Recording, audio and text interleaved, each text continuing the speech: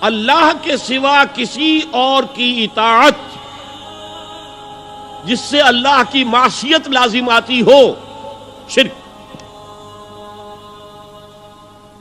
لا طاعت لمخلوق فی معصیت الخالق، مخلوق میں سے کسی کی اطاعت نہیں ہوگی یہ اس معاملے میں جس میں خالق کی معصیت لازم آ رہی۔ ہاں، خالق کے احکام کے اندر اندر والدین کا حکم بھی مانو، اطاعت کرو،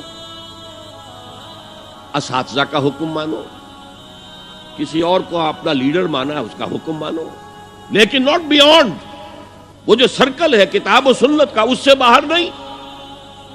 لا طاعت لمخلوق فی معصیت الخالق، یہ آپ الجبرے کے فارمولے کے طور پر اپنے سامنے رکھیے۔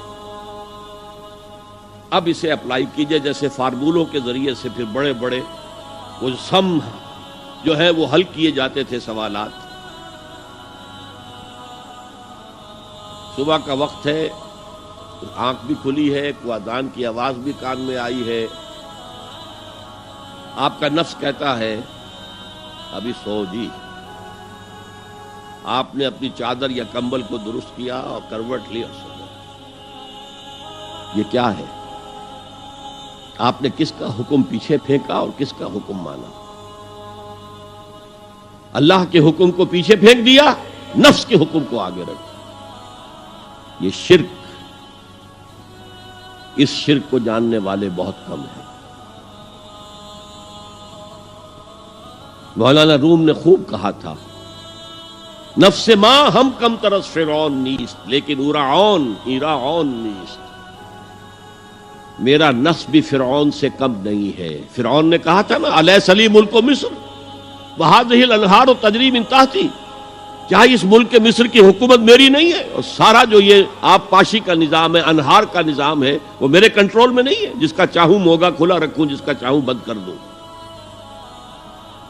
یہ تھا خدائی کا دعویٰ، انا ربکم الاعلی۔ تو مولانا روم کہتے ہیں میرا نفس بھی اس سے کمتر نہیں ہے۔ وہ کہتا یہ جسم میرا ہے، اس پر میرا حکم چلے گا، میں نہیں جانتا کون اللہ کون رسول، کیا حرام کیا حلال۔ تو فرعون سے کم تو نہیں ہے میرا نفس، لیکن ایراعون اس کی بہت مدد تھی، فوج تھی، لاؤ لشکر تھا، تو اس نے زبان سے بھی کہہ دیا کھل کر انا ربکم الاعلی۔ میں مسکین ہوں، غریب ہوں، میرے پاس کوئی طاقت نہیں ہے، میں زبان سے تو کچھ نہیں کہہ سکتا، اندر سے میرا نفس یہی کہتا۔ یہ نفس کی حکومت قرآن کہتا ہے، میں حیران ہوتا ہوں، دو جگہ یہ مضمون آیا ہے، ارأیت من اتخذ الہہ ہواہ افانت تکون علیہ وکیلا۔ اے نبی تم نے دیکھا اس شخص کو، اس کے حال پر غور کیا جس نے اپنی خواہش نفس کو اپنا الہ بنا لیا ہے۔ اللہ اکبر، الہ، لا الہ الا اللہ، کلمہ توحید کا مرکزی لفظ یہاں آ رہا ہے، من اتخذ الہہ ہواہ، جس نے اپنی خواہش نفس کو اپنا معبود بنا لیا، الہ بنا لیا۔ افانت تکون علیہ وکیلا، کیا آپ ایسے شخص کی کوئی ذمہ داری لے سکتے ہیں؟ سود حرام ہوا کرے جی، حرام ورام، ہمارا دھندا جو ہے وہ آگے بڑھ نہیں سکتا۔ تو اللہ کے حکم کو پیچھے ڈالا، نفس کے تقاضے کو آگے رکھا۔ کون معبود ہے آپ کا؟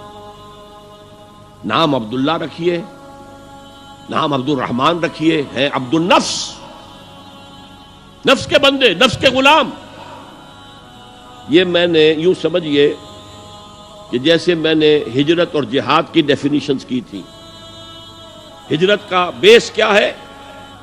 پوچھا گیا ایو الہجرت افضل یا رسول اللہ، اے اللہ کے رسول بتائیے سب سے اعلیٰ ہجرت کون سی ہے، افضل؟ فرمایا ان تہجر ما کرہ ربک، ہر اس چیز کو چھوڑ دو جو تمہارے رب کو پسند نہیں۔ آج رات ہی سے آپ ہجرت شروع کر سکتے ہیں۔ جائزہ لیجئے کیا کیا چیزیں میری زندگی میں خلاف شریعت ہے، تو اللہ کو ناپسند ہے، فیصلہ کیجئے کہ آج کے بعد نہیں ہوگی۔ ہجرت شروع ہو گئی، افضل الہجرہ، سب سے افضل ہجرت شروع ہو گئی۔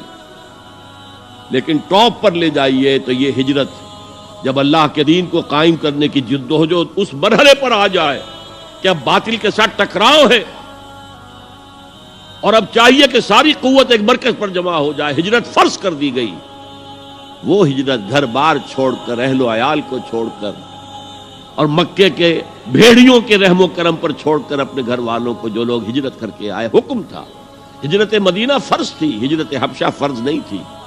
صرف اجازت تھی کہ جن سے سختیاں نہیں جھیلی جا رہی مزید وہ چلے جائیں. تو ہجرت کا یہ ابتدائی نقطہ، انتہا یہ.